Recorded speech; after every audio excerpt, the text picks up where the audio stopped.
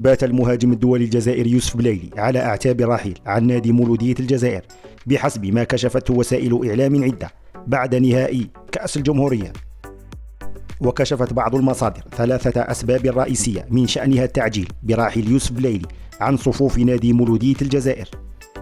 وتسبب المهاجم الأيسر في أزمة كبيرة داخل فريقه قبل انطلاق نهائي منافسة كأس الجزائر بسبب شقيقه الأصغر، واحتج اللاعب على مدربه باتريس أمير بومال إسقاط الأخير لاسم فارس بلايلي من قائمة لاعبي نادي مولودية الجزائر التي خاضت نهائي كأس الجمهورية.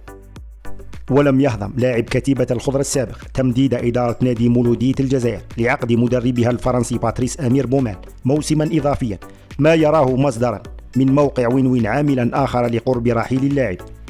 وأحدثت تصرفات المهاجم الدولي السابق انقساما بين لاعبي كتيبة العميد، خاصة وأنه يرغب دائما في الظهور كنجم فوق العادة الذي يمكنه من فعل أي شيء دون محاسبة.